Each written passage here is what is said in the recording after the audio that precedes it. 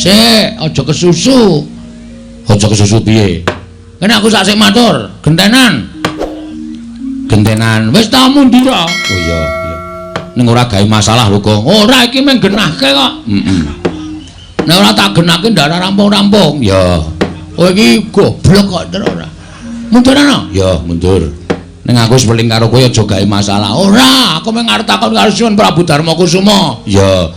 Masalahe apa Sinuwun Kresna kuwi pengen nyilin ngambil pustaka Jamus Klimasada? Ya. Sing tata krama lho. Siap. Ya. Nuwun sewu Sinuwun. Iya, Bagong eneng apa? Ajeng nyuwun prisa. Arep takon apa? Sinuwun Ndarawati nyuwun ngambil pustaka Jamus Klimasada kangge menapa? Dinggo tumbal wadaling praja ing Ndhuwarawati.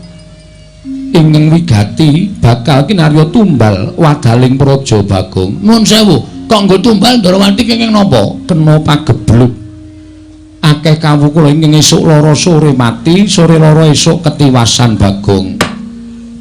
Pun kula tampa pangendika sampeyan, ning niki kula entuk ngrembug perkara Sinuwun Ndarawati napa mboten?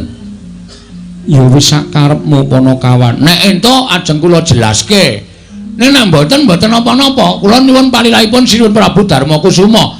Jalaran panjenengan menika nuwun sewu, Nalendra negari Ngamarta ingkang jenang wenang jenange bor dhateng kawontenan Datulaya.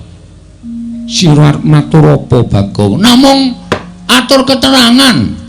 Iya, matur keterangan sing kepiye? Nuwun sewu nggih. Pegebluk utawa welaking Jawata. Niku nuwun sewu, niku diparingke sing gawe urip dhateng papan sing pancen menungsane niku ora iso dikandhani. Tegese kon manembah ora gelem manembah, kon tumindak apik ora gelem tumindak apik. Niku dewa mesti paring pagebluk kalih papan niku sranane digawe napa mawon, larang sandang larang pangan, tetukulan ditandur ora tukul, niku sing gawe Gusti. Iya. Nah sakniki kula aturi metung Sinuwun. Nalendra lenggah siniwaka menika nuwun sewu sampun ngantos gampil gugu dhateng aturipun sinten kemawon. Mboten mawas menapa menika pepunden, mboten mawas menapa menika Nayaka lan Punggawa, kudu dipetung nganggo nalar sing ganep. Lire piye, Bagong? Saniki kula tak takon. Ngastina niku sing dadi Ratu Prabu Duryudana. Sak urawane, teng mriku enten Sengkuni, teng mriku enten Durna. Niku menungsa pendak dina do gawe dosa. Iya. Ning rak kok ora ketaman pegebluk. Kok ayem-ayem mawon, kok tentrem-tentrem mawon. Terus saniki kula tak nyuwun besok karo sampeyan. Negara sing ratune Titis Dewa niku negari pundi? Negara Ndarawati. Betul. Negara sing ratune Titis Dewa niku negara Ndarawati. Iya, Panakawan Bagong. Titising Sang Hyang Bathara Wisnu. Saiki negara sing ratune Ratu Lumrah, ora Titis Dewa, ora ketaman pegebluk. Kok negara sing ketunggon Ratu Titis Dewa kok ketaman pegebluk niku nuwun sewu. Napa ketemu nalar? Apa ketemu ngakal? Monggo sing dadi Ratu Titis Dewa lho. Lah niki, enten niki panjenengan niku aja gampang percaya. Ratu niku nek gampang percaya morat marit negarane. Ratu niku nek ora nggunakake paningal batin, ming paningal lahir tok, morat marit negarane. Saniki ketemune ngeten mawon. Ketemune piye, Bagong? Nuwun sewu, jaman sak mangke menika aja percaya karo wong sing paling cedhak kali panjenengan, aja percaya karo kanca sampeyan. Nuwun sewu rencang sampeyan. Merga ana tetembungan kedung jero iso dijajaki, ning atine menungsa sapa sing ngerti. Niki akeh sing kanca tegel karo kanca, sedulur tegel karo sedulure dhewe, merga mung kepengin kedurungan derajat pangkat, merga mung kepengin kedurungan bondo donya. Niku lho, Den. Mula panjenengan kudu menggalih babakan perkara niku. Nuwun sewu, saniki pertanyaannya, ya nek iki Kresna tenan, nek udu ayo. Nek udu Kresna, terus pustaka Jamus Klimasada digawa nata Ndarawati, digawa teng negara Ndarawati. Dinggo tumbal niku apik-apike mung dipendhem. Monggo dipendhem niku ora bakal bali meneh. Monggo pustaka Jamus Lima Sada menika panggesanganipun para Pandhawa. Menika panggesanganipun para kawula sak negara Ngamarta. Nek nganti Pandhawa koncatan pustaka Jamus Lima Sada, wong sing ora seneng karo para Pandhawa, arep gawe kampitunaning Pandhawa, arep gawe cilakaning Pandhawa, niku bebasan angel mijet wae ngranti suwe banyu sinaring. Monggo pusaka wis kebaca dadekke tumbal. Sampeyan wis ora duwe pusaka Jamus Lima Sada, wong sing ora seneng karo Pandhawa, gawe cilakaning Pandhawa gampang. Goleki Kresna sing gawa wis ora ana, merga nuwun sewu niki mung gaweane wong. Napa sampeyan mboten percaya, mboten cilaka? Iya, Bagong. Nggih, mula nuwun sewu lho, kula ora arep obong-obong siji lan sijine. Ning niki benerke kahanan supaya kabeh menika iso kelakon ora ana sing dirugekke ngoten. Ning nek Semar niku karepe Pandhawa rawuh 5 cacahe teng Karang Kadempel. Ora ndek niat napa-napa. Pandhawa ora pisah karo pustaka Jamus Lima Sada. Lah tegese Semar niku pancen ngerti nek pustaka Jamus Lima Sada niku ora bakal pisah karo para Pandhawa. Ning nek pusaka mangparingke Sinuwun Darawati menggo tumbal wis ta, yakin ora mulih pusaka. Niku yakin kula mboten ajeng aja-aja ora bakal bali teng tanganing para Pandhawa. Pandhawa kelangan pustaka Jamus Lima Sada. Nah, wong sing ora seneng karo para Pandhawa, gawe cilakaning Pandhawa, angel mijet wae ngranti suwe banyu sinaring. Saniki ngeten Sinuwun. Niku terserah sampean. Ajeng mangparingke Sinuwun Darawati napa kula kalih Petruk niku monggo. Ning kula suwun kula cek nyekeli aturipun Bagong. Kula aturi gatosaken aturipun Bagong. Mang petang-petang teng penggalih panjenengan. Bener sapa? Ngoten. Apik mangparingke Sinuwun Darawati napa apik mangparingke Bagong? Niku teng lambe ati sampean. Nek apik mangparingke Kresna nggih mangparingke Kresna, nek apik mangparingke Bagong nggih mangparingke Bagong. Ning nggih niku nek diparingke Kresna menggo tumbal, nek diparingke Bagong ora pisah karo para Pandhawa prapteng Karang Kadempel. Ngoten mawon. Ngantos-atos lho. Saniki akeh wong nyewake sandangan wayang wong. Nek nganti niki panjalmaning menungsa sing niate menghargai rusak negara Ngamarta terus nyilih nyewa sandangan wayang wong wujude Kresna mengargo apus-apus, wah sampean cilaka. Yakin niku kula mboten gawe-gawe.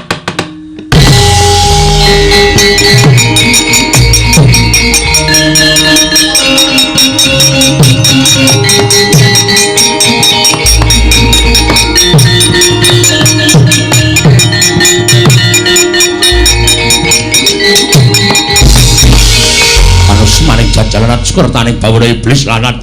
Bagong. Ponokawan Bagong. Mudyar kowe. Aku ora iso omong karo kowe to, rasa sok gawe masalah. Ora sok gawe perkara. Lho, kowe ngunek-unekke Sinuwun Darawati kakangne nesu. Terus? Kowe kakangne sapa? Kakangne Bagong.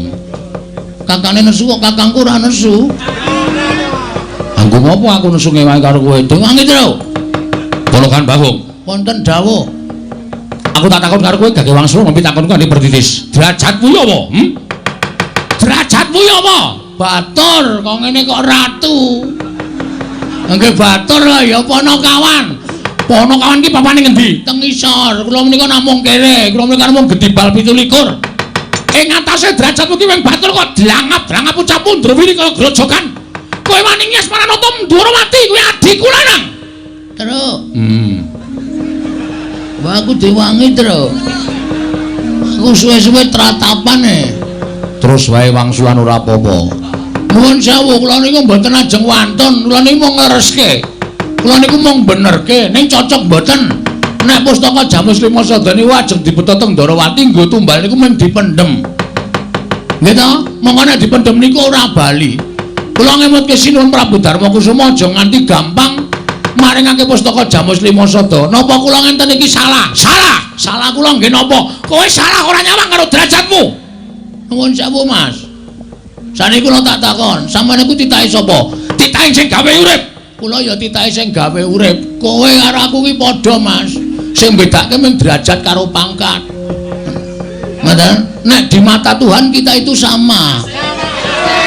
Sama-sama manusia, aja sok tumindak kaya ngono kuwi, aja sok ngelokke kowe kere, kowe gedibal, kowe iki mung welek nyolok mripat. Dosa, Mas.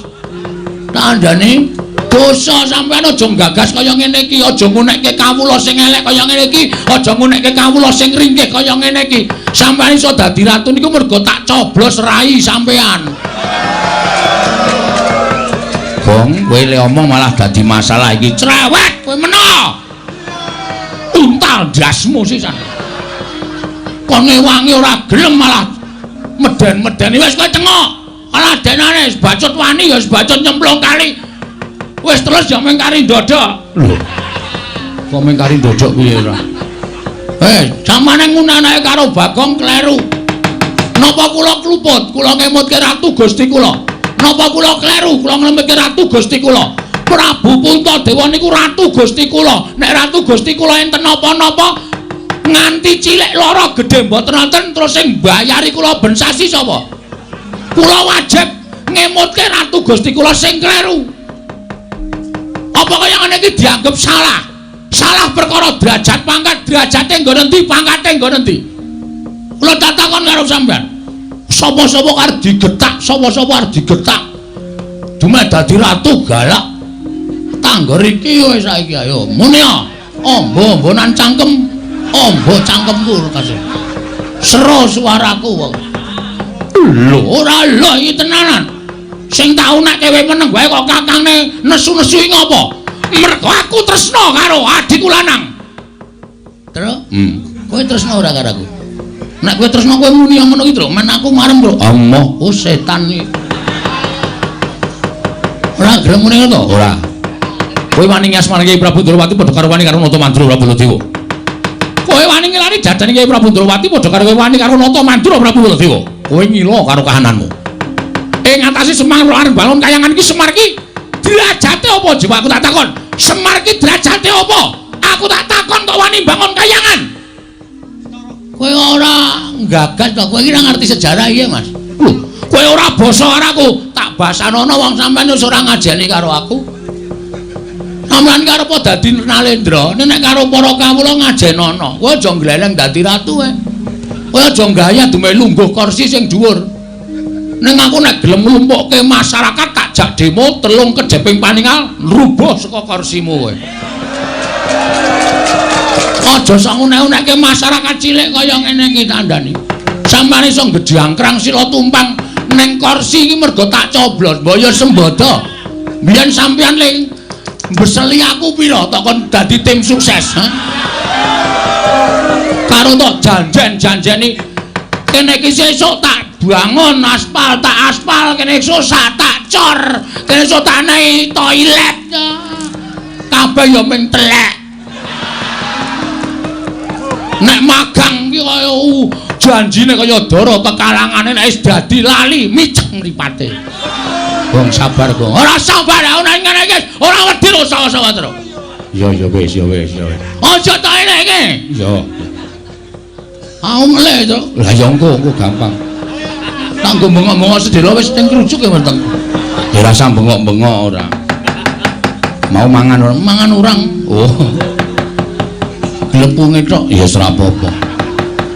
Lajeng napa sampean? Arep pripun? Lajeng takon ngejak apa sampean? Wis rasa kekian gunung saiki iki Bali. Nun, saiki iki Bali. Bali piye? Ora samboyong Mendawa, Bali. Kowe ora wedi karo aku. Ora wedi karo aku.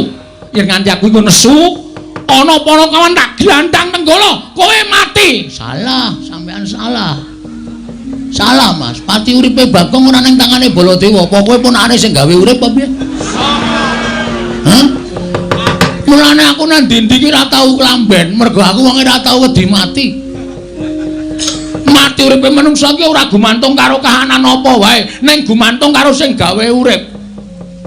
Arepa sampean duwe nenggala, arepa sampean membanggakan bahwa apa Gong? Bahwa nenggala niku ampuh, niku ora tumrap sampean. Ning ampuh ing pusaka, ampuh ing ngaji-aji menika nek diridhoi karo Allah Subhanahu wa taala. Nek Gusti ora ngeparengake pusakamu ki ampuh. Mbok tok tamake apa-apa ora bakal ampuh. Ngono? Ya jalo piye tokno nek ora percaya. Nek iso mlebu nang wetenge Bagong berarti aku dipesthekke mati saka tangane Prabu Baladewa. Nek Bagong ditamani Nenggala ora apa-apa, kewirangan kowe bol. Bol piye? Jenengmu sapa? Baladewa. Tundang bol kok ora gelem. Apa kon mundang boyok ngono? Dhuwure bol. Dhuwure bol jengkulmu ora. Angkeme ora. Wah. Ngono kok ora di karo Baladewa. Ora mboten wedi karo sampean. Bebasanipun ngaten sinuwun.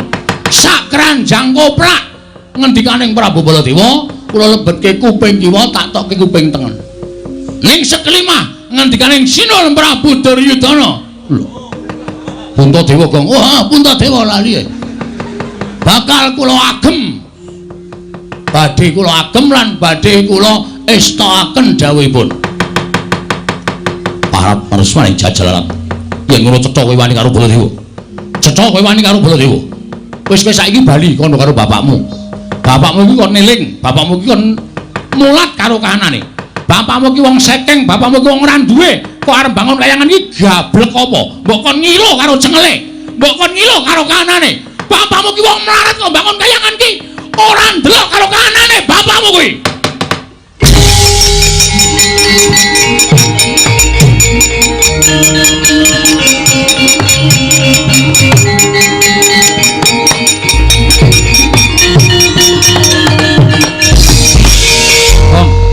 Nganggo sopan lho. Kok njuruk ngadeg metenteng ngarepe Prabu Baladewa, Truk? Iki wis kelewat ukuran menungsa iki. Tegese piye? Sing dinyek udu aku neh, ning babe. Babe sapa? Babe Semar. Ayah. Ngono. Kamu Bagong kok nyebut kok ayah ora. Bapak Semar. Bapak ki wong sing paling tak hormati, Truk. Piyai sapa ngendikake bapak ki tangan tengene sing gawe urip. Mula sapa sing wani karo bapakne kuwi bakal entuk hukum sing ora ana pangapura selawase urip. Siji, bakal nampa rekoso uripe, angka loro lawanging kanugrahan ditutup. Wong urip ning donya iki nek lawanging kanugrahan ditutup, arep ngopo wisan? Wis ora duwe pengarep-arep apa-apa. Mula nek ngani bapakku dieceh karo Ratu Mandura sing jeneng Baladewa iki. Baladewa iki aku ora trima to.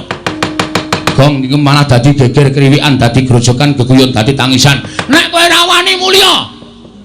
Mulya ana. Kalakonane dhewe nang kene. Edan malah nyemprot-nyemprot idune. Aku ora ngraup to. Hus. Prabu Baladewa. Nggih. Kowe aja sak kepenakmu dhewe ngonekke aku. Rada mundur sini, Pun. Iya. Mundur apa tak nesoni? Iya. Nek ngene iki ra wedi sapa-sapa. Karepmu piye? Kowe ngonekke aku kaya ngono. Karepmu piye kowe ngonekke bapak? Mlek mripatmu kowe. Kowe ngonekke bapak wong sekeng gedhi bal 17, wong elek nyolok mripat tok sawang saka ngendi, ha? Aku wis ra nggo basa-basanan karo kowe. Percuma kowe tak basani. Wong kowe iki duwe derajat, duwe pangkat. Ning kowe ora ndek unggah-ungguh, ora ndek tata krama. Kowe ora mbasani karo Bagong. Monggo kudune kowe basa karo aku. Tuwa aku mbangane kowe, ning kowe batur, ning aku wong tuwa. Bong, ben pokoke kudu tak luwih seru pokoke. Ana seru volumenku tak gedhekke. Terus saiki kowe ngecek karo bapak wong sekeng. Tak tonton saka ngendi aku tak takon. Kowe takon wong semene iki sing do kerep ndelok wayang. Kowe ngerti nek bapak iki ora wong kene, bapak iki dewa. Sang Hyang Ismanta ya, Tru. Ismaya, ha? Ismaya. Ismanta apa Ismaya? Ismaya. Kuwi Ismanta tukang cukur. Ha iya. Sang Hyang Ismaya kuwi kakange Bathara Guru. Apa ta sambabe bapak kok medhun ning jagat? Sebabe apa, Tru? Ambo. Kuwi ora donge kok dadi nerangke ora. Mergo bapak ki gandrung karo kerukunan lan katentreman. Bapak gandrung karo keayeman. Bapak gandrung karo kerukunan ana ing jagat moh dadi dewa. Bapak ki nek gelem dadi dewa kae nang kayangan paling dhuwur. Kae bintange 3. Saiki kok iso nguneke bapak ki wong kere. Saiki tak takon, asalmu saka ngendi to, Mas? Hah? Kowe saka negara Mandura. Ning kowe mbiyen ki disingitke nang Widara Kandang, diakoke anak Demang. Kowe mbiyen jaman nom-nomane mikul garu, mikul ruku, golek ramban, golek suket. Nggo makani wedhusmu nang Widara Kandang. Bareng saiki kowe dadi ratu kok glelengmu minta ampun to, Bol. Mbok sadar diri. Kowe asale saka desa. Wong iki aja ninggal karo lanjarane. Wong iki nek ninggal asal mula bukane, duwe derajat ora suwe, duwe pangkat cepet tetel, duwe bondo donya asat saben dina. Lho tenan aku ora gara, ya, Tru? Heeh. Balen ngono. Saiki ngene, aku wis kesel nyuwara iki. Sirmu piye aku tak takon? Lho, sirmu piye? Karepmu apa? Aku manut. Aku kasar ya wani, alus ya wani, padangane wani, petengane apa meneh? Lho, nantang petengan. Wah, santet tenan kowe. Tak leboni linggis, tak leboni wesi, tak leboni paku, tak leboni saking wesi wetengmu. Genep setahun kowe buka toko besi. Oh, disantet kok malah buka toko besi ra ya seneng malah ora. Ayo ngopo iblis, ayo metu Jawa. Nek pancen wani karo Baladewa diteter sepuro kekuatane Bagong. Oke, ora neng kene papane wong nate metu Jawa. Glendang negara regane Adipati. Ayo.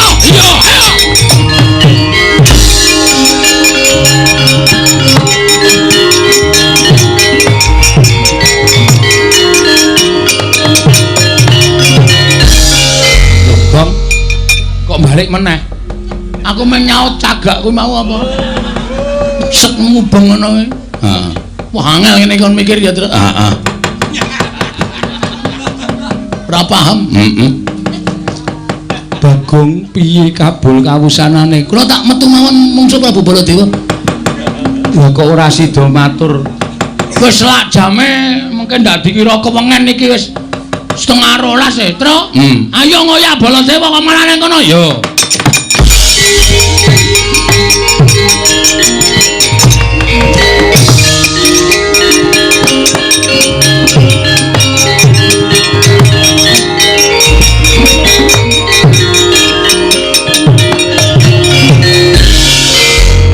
Prabu mboten nginten bilih kamontranipun praja Ngamarta tumunten kados mekaten Yayi. Malah kula menika istrinipun lingsem dene Koko Prabu Mandura lah kok nglanggati pikajanganipun para Panakawan. Kepareng paduka kados pundi menapa kliranana kula medal Jawi ngemutaken dhateng Koko Prabu Mandura sampun ngantos kalimputing patrap. Inggih Koko Prabu kula sumanggaaken. Namung kula suwun sampun ngantos dadosaken pasulayan. Kula nyuwun pamit Yayi, Koko Prabu sembah kula ndherekaken jengkar paduka.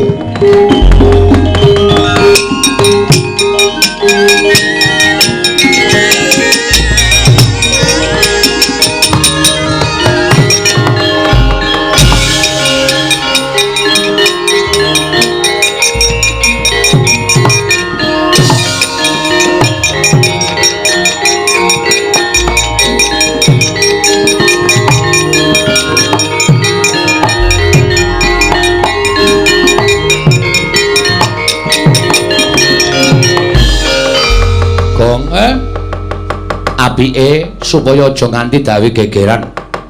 Awak dhewe ngalah wae ayo mulih matur karo bapak nek awak dhewe ora sida mboyong para Pandhawa ingkang sinambi mundi pustaka Jamus Klimasada. Iki tak sawang saka kadohan sinuwun Mandura licik. Licik piye, Tru? Ora wani temandang dhewe ngadoni awake dhewe ning tak sawang ngawe anak-anak Pandhawa, Ndarantarja, Ndarakarkaca, Ndarantasena. Kuwatire ngatiku nek dandang dikandhake kuntul, kuntul dikandhake dandang. Artine apa kuwi? Artine kasunyatan dikandhake beda karo sing wis kelakon. Iki mesti awake dhewe digawe luput karo Sinuwun Mandura dikandhake awake dhewe dadi wong kleru. Anak-anak Pandhawa do ngoyak karo awake dhewe, nek nganti wani kowe karo aku malah cilaka. Siji, ora ngerti tata krama ing atase batur kok wani karo Bendara. Angka loro apa ya iso awake dhewe ngalah karo anak-anak Pandhawa. Terus rencanamu ke depan mulih. Mulih piye? Mulih matur bapak nek ade ra iso mboyong para Pandhawa. Terus nek mulih ngono ki rumangsamu wis rampung masalahe kok. Nyatane sing goleki awake dhewe anak-anak Pandhawa, Gong. Malah justru anak-anak Pandhawa kuwi dikandhani. Nek pancen arep ngetokke bektine karo wong tuwa, mbelani karo wong tuwa, mbelani Sinuwun Prabu Mandura ki dikandhake sak nyatane. Anak-anak Pandhawa ki nomploman. Bocah nomi keladuk wani kurang keduga. Nek nganti terus tanpa ngerti sangkan parane ora gelem nampa alasane awake dhewe, kowe karo aku diajar piye? Ayo mulih wae rasa dadak methuke anak-anak Pandhawa manut karo aku mulih. Sik, mulih ki ya ana hitungane lho, Truk. Ana hitungane piye? Kowe saiki tekan ngarepe bapak. Oh. Terus matur karo bapak, "Pak, aku ora iso mboyong para Pandhawa. Merga pustaka Jamus Klimasada diasta Prabu Kresna."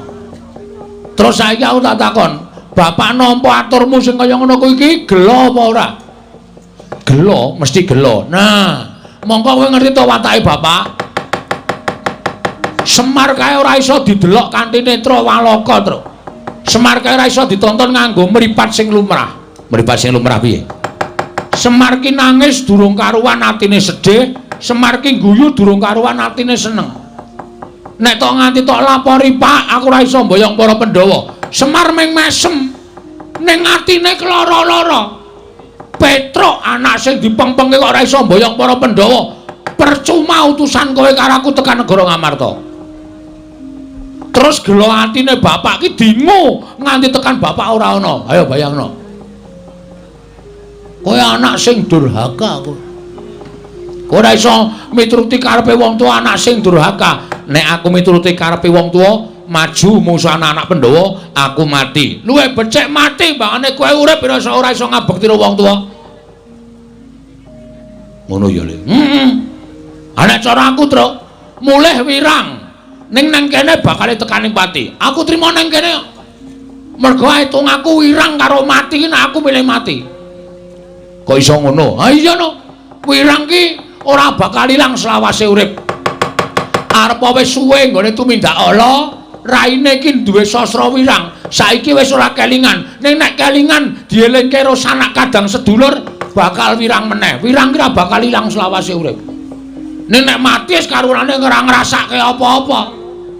Ora weruh kahanan, ora weruh lelakon, ora ditagih utang. Tentrem malah uripe. Ngono ya, Le. Nek ngono piye miturut kowe? Maju terus. Pantang mundur. Mungsuhe anak-anak Pandhawa. Justru kuwi bocah wingi sore kok kowe kalarut. Bayi wingi sore ta, Truk? Wah, ora sembodo kalau le menyang mau, Gong. Pokoke nek ana apa-apa tanggung wong loro. Neng kono mati ya dilakoni, urip ya disandang. Aku ngomong apa kau tak takon? Aku saiki rada sir-siran atiku. Rasa dilangke. Kok rasa dilangke? Dilangke, wis sir-siran. Oh. Saiki kowe tak pikir, mulih wirang ning nang kene mati. Mati osisan nek cara aku malah ora masalah. Terus saiki tak takon. Wong mati ki rak mung 3 perkara ta, Truk? Apa wae? Mati utama, mati madya, mati nesna. Mati utama, matine wong labuh bener. Labuh agama, labuh nusa bangsa, labuh wong tuwa, mongko wong tuane bener ki mati utama. Kowe modar petuk malaikat lebokke swarga. Tanpa ditimbang ala becikmu. Mergo kowe mati utama. Ngono ya. Mati madya disangkani saka lara. Kuwi swarga apa neraka dipetung dosamu. Nek akeh dosane cemplung neraka, nek akeh apike cemplung swarga. Mati nista, matine wong lalu. Ora ditampa karo sing gawe urip, sukmane ngrambyang manggon ning kayu watu pendak malam Jumat Kliwon dikutuki jaluki pesugihan. Kuwi mati nista. Mulai yo tandangi lelakon iki. Nek kowe wani ngadepi anak-anak Pandhawa, matimu mati utama. Wenehi kunci swarga karo sing gawe urip. Petruk iki kontrakmu swarga. mlebu ning kono tampane widodari. Ora seneng atine. Oh ya. Wis maju. Ning aku kok tetep wedi ya kok. Nek musuh anak-anak Pandhawa kok aku tetep semelang. Wah, jan wis. Carane membangkitkan semangat kowe iki kepiye ta, Tru? Lah nyatane aku nek musuh anak-anak Pandhawa, Ndara Antasena ngantem aku pisan mudar arep nglawan piye? Ngene wae. Saiki ngene. Engko nek ana anak Pandhawa Gatotkaca apa Japa Antasena tekan kene, takoni karepe apa? Ya. Menek kira-kira arep mateni karo kowe, ora kena jak rembugan, kowe rasa melu-melu sing nandangi aku. Iki ora mung ngomong kosong lho iki. Soale kowe iki kulino ngapusi. Kowe kok ngerti? Aku senengane ngono kuwi kok ora inting ora omong kosong. Ora, yakin. Aku serius iki, Tru. Ya. Terus kowe nendi? Aku nang mburimu. Aku wis nganggo kathok pencak silat ngene iki aja kuwatir. Ya. Kowe nang mburiku kene. Kowe nek kira-kira Antasena apa Gatotkaca aja tekan kene, arep mateni kowe langsung jawel aku tak sikate, Tru. Wah, ya. Wah, iki aku seneng niki. Dadi kowe iki cangkemmu mbok iki ora mung kokean omong nih ya nyambut gawe. Ya kokean madang bareng. Iya. Ning ora apa-apa, ora masalah. Mburi kene kok tak tunggune. Aku siap-siap kowe nek ketemu sapa wae takonono arep mateni kowe, arep mateni aku jawilen tak ajahe terus. Ya, tenan ya, Gong. Tenan aja kuwatir. Ya, wah seneng aku.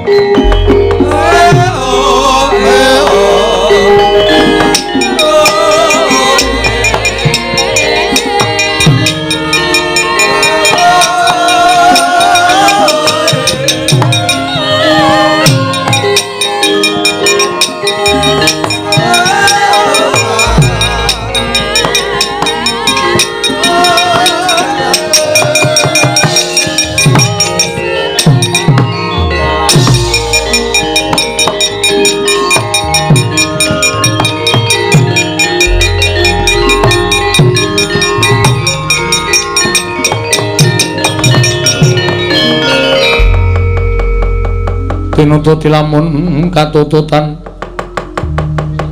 lamun mangsa prawira tiktaya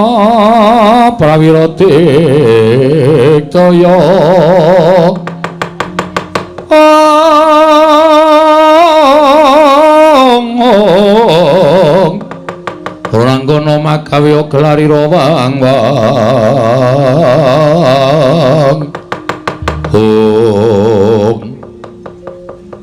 Toto Gong tak takonane ngono nek kira-kira arep mateni awake dhewe kowe tak jawil. Siap, rasa kuwatir aku tak mikir jurus. Oh iya. Ndara Antasena. Iya, Tru. Rawuh mriki kok sajake nawung duka enten apa, Den? Panjen kepara nyata. Kowe tak takoni ngaku ya, Tru. Nggih, kula mboten ajeng goro kalih pepundhen. Jenyatanipun sampeyan niku bendara kula mboten ajeng goro. Tru kowe tak takoni, nggih. Kowe wani karo Siwa Mandura iya. Oh nggih. Lah pripun to? Yen kowe wani tenan karo Siwa Mandura, aku dikongkon karo Siwa Baladewa kon goleki karo kowe, kon bondo tanganmu to ngrincung sikilmu. Nek kowe ora gelem, nek kowe bangga aja kelakon dosa, aku yang bakal mula sara karo kowe. Mula mapano tak bondo tanganmu tak krincung sikilmu dina iki Petro. Mangriyen to? Dirembuk sik perkarane, rasa dadak rembukan perkara. Kowe wani karo Siwa Mandura padha karo kowe memirang marang pasuryaning para pepundhen Pandhawa. Memirang karo anak-anak Pandhawa, kowe abdi sing ora ngerti tata krama, abdi sing ora ngerti unggah-ungguh. Kowe mirang-mirangke pepundhen Pandhawa mongko manut tak bondo tanganmu tak krincung sikilmu Petro. Ayo Gong, ayo. Gong, sik wetengku lara Petro. Aduh. Wetengku lara banget. Lah terus piye iki? Sik loro tenan iki, loro sak ndur-ndure barang gitu. Oh apa? Waduh, tekan pulung ati ya, Tru, rasane. Asam lambung. Asam lambungku munggah iki. Ya wis rasa mikir werna-werna. Kanane kaya ngene kon tak mikir werna-werna. Asam lambungku munggah tenan. Jak omong-omongan sik, Tru. Iya.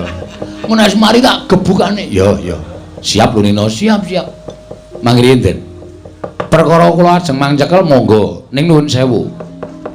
Sing jeneng wong niku adil-adile nek sampeyan niku nampa pelapuraning Ndara Baladewa ning ya sampeyan nampa atur kula tegese loro-lorone disuwuni keterangan. Nek pun keterangan loro-loro niku pun mlebu teng sampeyan, mangsaring sing bener sing pundi, sing puput sing pundi. Perkara Petruk ajeng mangboto bandanen. Petruk ajeng nglebokke pakunjaran, manglebokke pakunjaran mboten napa-napa. Mboten. Ning kula tak matur, apa to sababe kula kok wani karo Sinun Mandura? Niku wonten perkarane. Perkarane apa? Sing wani niku dudu kula. Lho, sapa? Niki, duwer niki. Adik kula niki. Ning sareng kula petung, Bagong wani niku merga Bagong belani karo bapak. Lho, belani karo bapak piye? Kula dikongkon karo Bapak Semar. Yo, dikongkon. Angge dikongkon teng negara Ngamarta, bapak niku ajeng bangun kayangan. Bangun morale para kawula sak negara Ngamarta. Syarate Pandhawa diaturi rawuh teng Karang Kadempel, sinambi mundi pustaka Jamus Miyang Jimat Klimasada. Ning teng riku pun wonten Sinundrawati Sinun Prabu Mandura ngendikake nek kepengin nyuwun ngampil pustaka Jamus Klimasada kinarya tumbal wadaling negara. Lah niki duwer nerangke negara sing ketunggon Sang Hyang Wisnu kok ketaman pegebluk niku napa? Wonten kelakone. Mongko negara-negara liya niku ora ketaman pegebluk, ning kok negara Ndrawati sing ketunggon dewa kok ketaman pegebluk. Ngoten niku. Terus Sinun Mandura duka. Bagong manusmane jajalan Sukertane bawana kowe menungsa ora tatanan. Batore kok wani wangsulan karo Bendara. Bagong ya wangsulan. Kula wis ngelekke ning Bagong niku pancen wonge ngeyel. Terus Sinun Mandura ngendika ngenten iki, "Bagong, kowe bali yo. Kandha karo bapakmu. Bapakku wong sekeng, bapakmu ki wong ora duwe. Bapakmu ki wong melarat, men gedhi balar bangun payangan ki ngilo karo cengele." Nuwun sewu, bapakne Bagong ki ya bapak kula. Nek bapak kula dunake kaya ngono kuwi kula anake kok ora nesu niku anak sing model piye?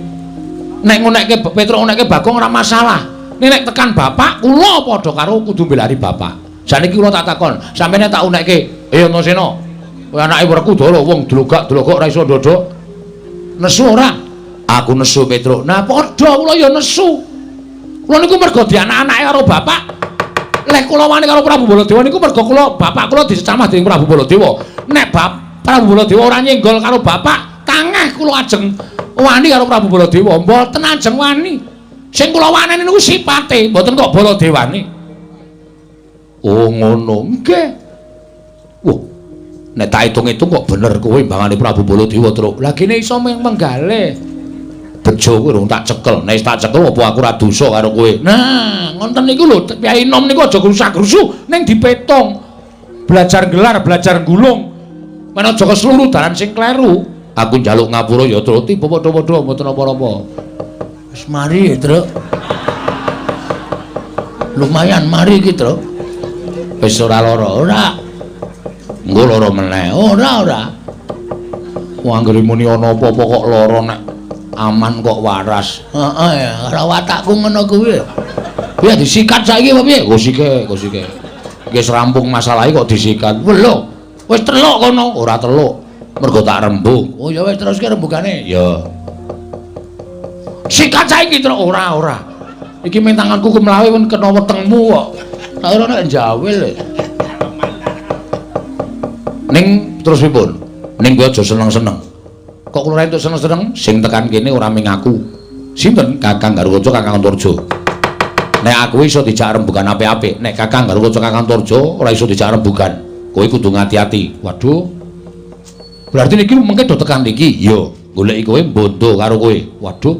Piye, Gong? Sik migren ndasku, Truk. Kok tentrekku to? Ora kene, ndungklukane tak pacul sirahmu kene. Wong anggere muni ana bahaya kok mumet di sing wetenge lara. Di sing ngambayen.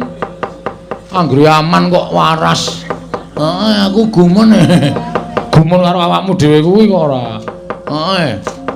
Ha terus kula kene pripun? Ora usah kuwatir. Ning aku njaluk karo kowe ya, Truk. Nggih. Nek kowe dikapak-kapake Kakang Garukaca, kowe aja mbales. Kowe manut wae.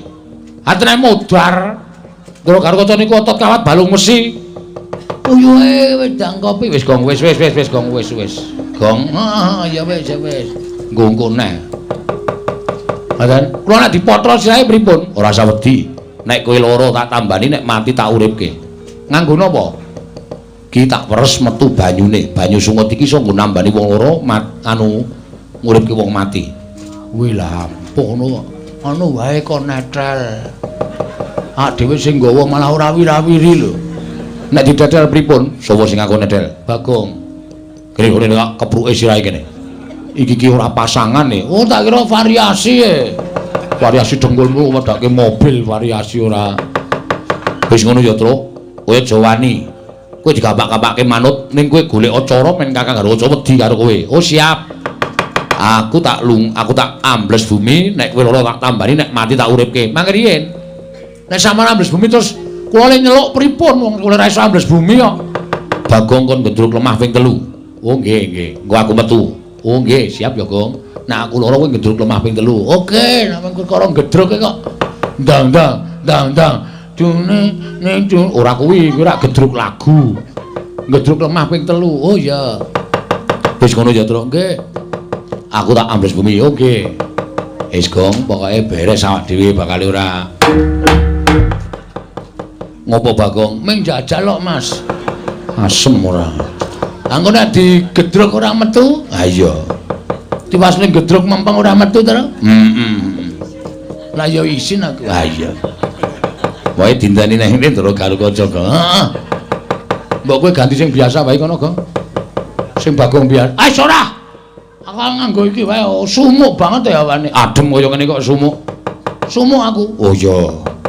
Kae dinteni terus karo kanca nek tekan kene takoni apa wigatine. Wae ora usah wedi, ku tak gedruke ping 3. Mendoro Antasena jedul. Ya.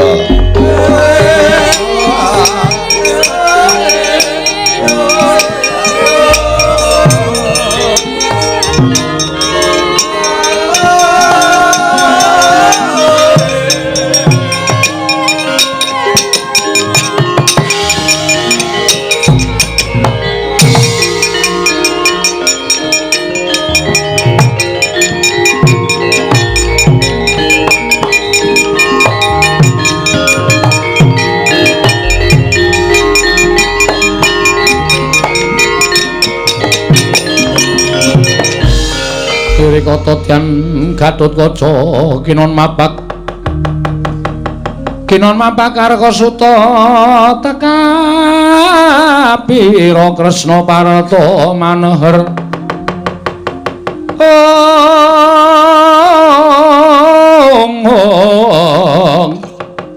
Parta maneher sakti nara ing ujaran wang-wang semunggar cita ing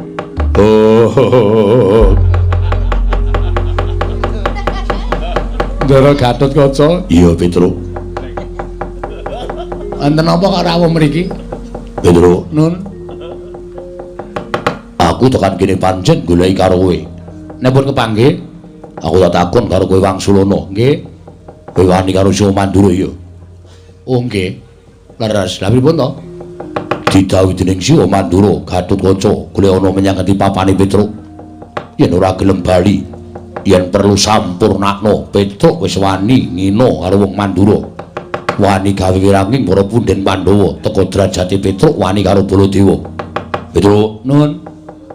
Apa iki mbok tindakake kuwi gawe wiranging para punden Pandhawa. Mula Gatotkaca isin duwe abdi kaya kowe. Kowe bali.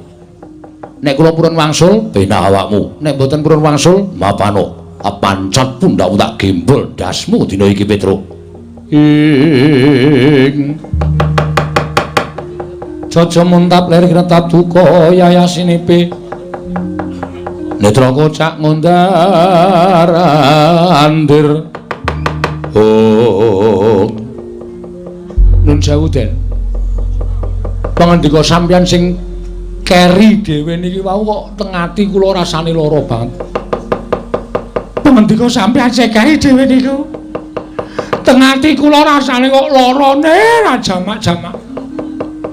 Nun sewu lho Gus niku wong tuwa. Sampeyan niku ora ana separone umure Petruk. Sampeyan niku ora ana seprapate umure Petruk. Selagine wong tuwa sampeyan Ndara-ndara Pandhawa niku kula sing ngomong, wiwit cilik kula ya ngerti.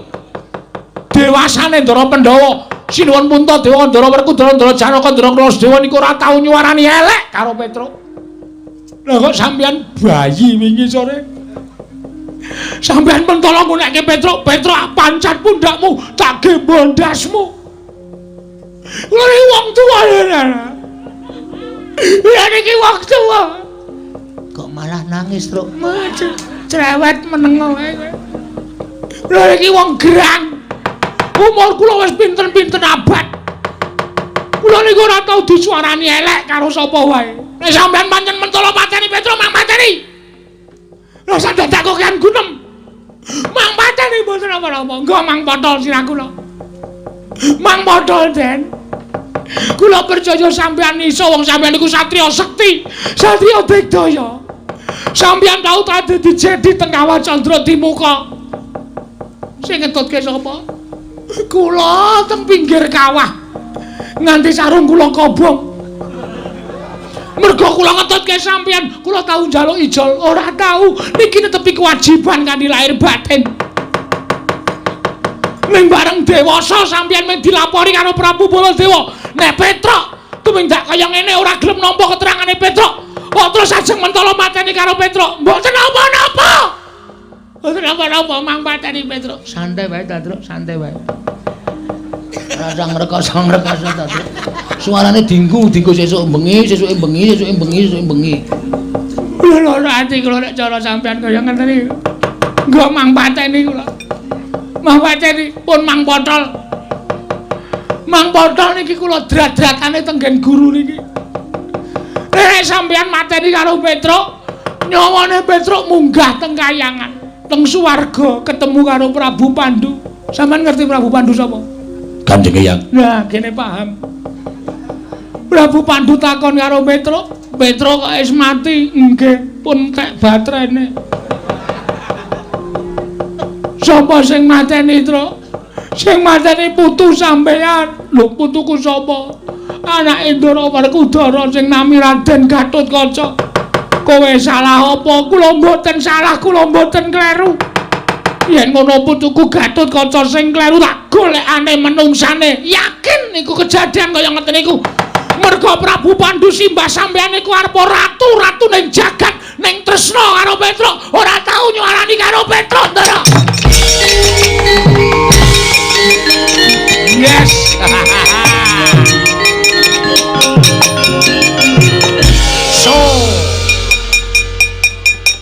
Sukses. Ayo. Ora kowe kok iso nangis ya, Truk? Ayo iso lho ya. Kowe iki biasane ra angel nangis. Anakmu mlebu rumah sakit kowe nanggap dangdut kok. Cengelmu ki ora. Wong anake mlebu rumah sakit kok nanggap dangdut ora. Kok iso nangis? Ayo nggawa brambang tak leletke mata. Mengkari njewewek lho wis metu kabeh. Ndara Gatotkaca tak critani terus raine saya pucet. Terus klipat mabur. Ngambandir Gantara. Wah, pinter kowe gawe sandiwara. Ha iya. Satriya loro kalah karo kabeh. Heeh. Kari siji didumdil ya, Tong. Didumdul piye? Didumdil kok didumdul. Didumdil piye? Didumdil gandeng aku wis ngalahke loro mingkari Antarja. Tandangana. Waduh. Mbok kowe sisan. Lah terus kowe nyambut gawe apa aku tak takon? Kowe mau mung nang burine terus mung ayo tro mung dolopi tok. Kowe genti nyambut gawe aku tak ngaso, iki mung kari Ndara Antarja. Piye caramu? Kowe kudu iso nggunakake cara. Kaya aku lho nganggo sandiwara ngene iki mau sandiwara tak ewangi nangis. Oh, iki nek dinggo. Antarja iki ampuh. Ampuh. Putula. Putula piye? Mbahne Ndara Antarja iki dewaning ula. Nek nganti nesu, wah, matek aji ula sak donya goleki kowe kabeh. Masa? Ula werna-werna? Ula werna-werna. Kowe lagi dengok-dengok parani ula. Kowe lagi turu jejere ula. Kowe lagi adus parani ula. Mongko ula demung macan, lare angon, ula welang, ula weling, bandotan macan. Oh, ben ula. Ula sendok sing paling entek-entekke go. Apa? Kuwi gak isgo goreng yo entek, gak bakmi yo entek. Aku tak ketemu ula sendok terus. Arep ngopo? Arep nyiduk. Arep nyiduk ora. Wis ya, ditandangi ya. Aku tak ngasuh nang wit gedhe kae. Ngisore ketok iyu banget nggo nglikar kok kaya penak banget. Engko nek wong goleki kowe, omong nek aku ra ono, siap. Nek wong ngeyel, tandangi le, anak Semar kok jileh. Oke. Lakonane Tru, ora usah melu-melu, Antarja ketok takoni goleki Petruk, sampluki gong.